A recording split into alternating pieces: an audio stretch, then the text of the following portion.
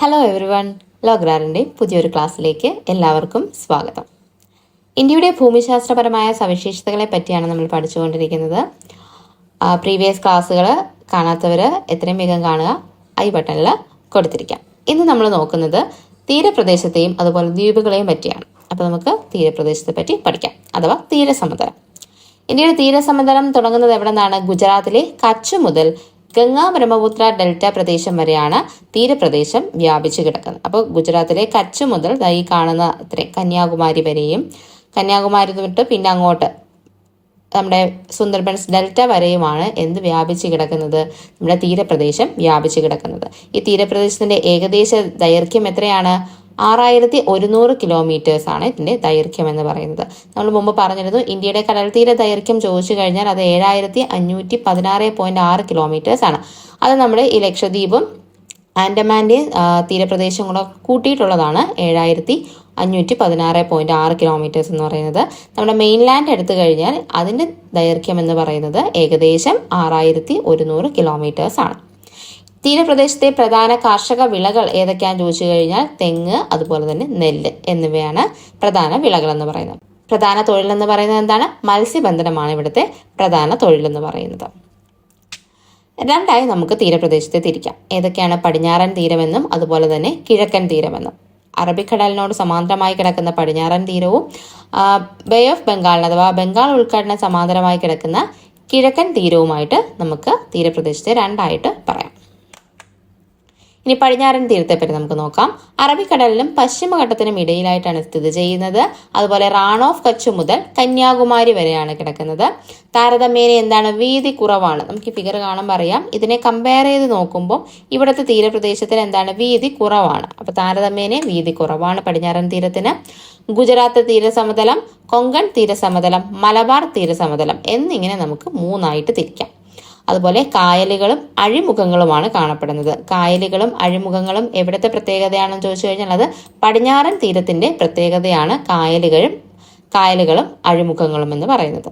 ഇനി കിഴക്കൻ തീരത്തെ പറ്റി പറയുമ്പോൾ ബംഗാൾ ഉൾക്കടലിനും അതുപോലെ പൂർവ്വഘട്ടത്തിനും ഇടയിലാണ് സ്ഥിതി ചെയ്യുന്നത്. സുന്ദർബൻസ് ഡെൽറ്റ മുതൽ കന്യാകുമാരി വരെ വ്യാപിച്ചു കിടക്കുന്നു. വീതി എന്താണ്? താരതമ്യേന കൂടുതലാണ്. കൊറമാൻഡൽ തീരം അതുപോലെ വടക്കൻ സിർക്കാർസ് എന്നാണ് നമ്മളിതിനെ തിരിച്ചിരിക്കുന്നത്. ഡെൽറ്റയുടെ രൂപീകരണം നടക്കുന്നത് കിഴക്കൻ തീരത്താണ്. അപ്പം കമ്പയർ ചെയ്ത് പഠിക്കുമ്പോൾ കുറച്ചുകൂടി എളുപ്പമായിരിക്കും.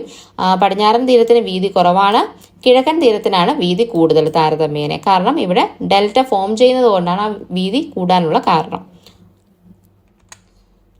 കിഴക്കൻ തീരത്തെ നമ്മൾ പൂർവ്വ തീരമെന്നും വിളിക്കുന്നുണ്ട്. അപ്പൊ കിഴക്കൻ തീരം തന്നെയാണ് പൂർവ്വ തീരമെന്നും അറിയപ്പെടുന്നത്.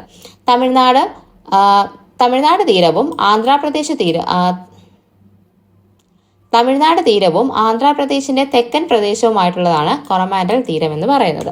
അപ്പം തമിഴ്നാടും അതുപോലെ തന്നെ ആന്ധ്രാപ്രദേശിന്റെ തെക്ക് ഭാഗം വരെ ഉള്ളതാണ് നമ്മുടെ ഏതെന്ന് പറയുന്നത്?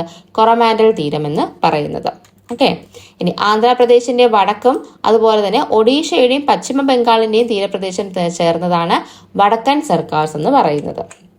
ആന്ധ്രാപ്രദേശിന്റെ വടക്കും അതുപോലെ തന്നെ ഒഡീഷയും പശ്ചിമ ബംഗാളിന്റെ തീരങ്ങളും കൂടെ ചേർന്നതാണ് ഏതെന്ന് പറയുന്നത്?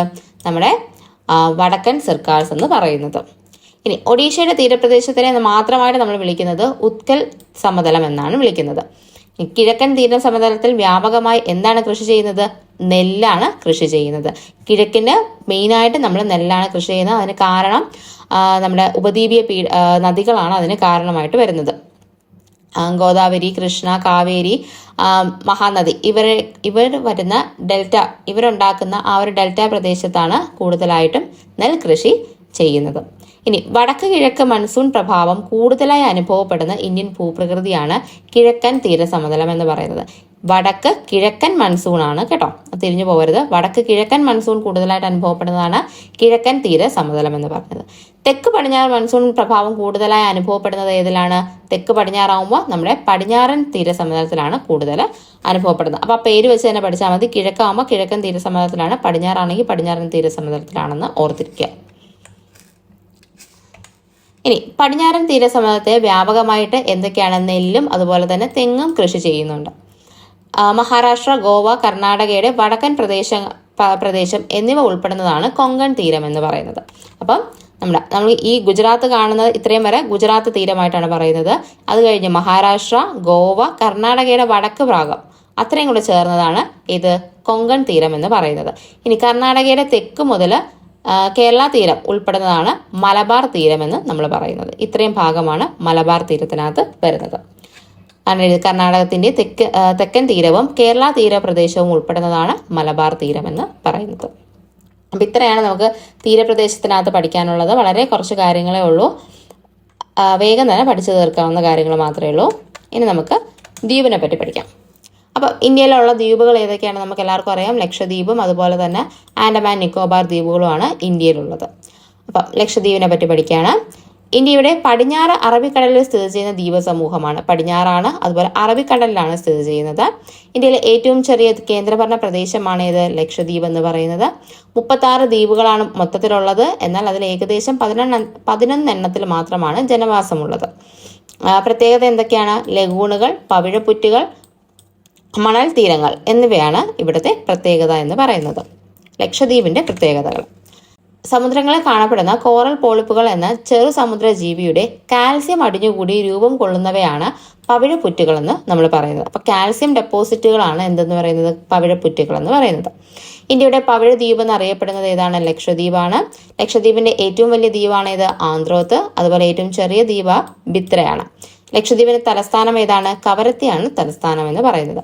ലക്ഷദ്വീപിലെ പ്രധാന തൊഴിൽ എന്തൊക്കെയാണ്? മത്സ്യബന്ധനം, അതുപോലെ വിനോദസഞ്ചാരം എന്നിവയാണ് ലക്ഷദ്വീപിന്റെ പ്രധാന തൊഴിൽ എന്ന് പറയുന്നത്. ലക്ഷദ്വീപിനെയും മാലിദ്വീപിനെയും തമ്മിൽ വേർതിരിക്കുന്ന സമുദ്രഭാഗം 8 ഡിഗ്രി ചാനൽ.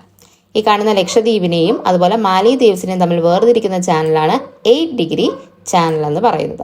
ഇതിനെ നമുക്ക് മിനിക്കോയെയും മാലിദ്വീപ്സിനെയും തമ്മിൽ വേർതിരിക്കുന്ന ചാനൽ എന്ന് പറയാം. കാരണം ലക്ഷദ്വീപിന്റെ ഏറ്റവും അറ്റത്താണ് മിനിക്കോയ് എന്ന് പറയുന്നത്.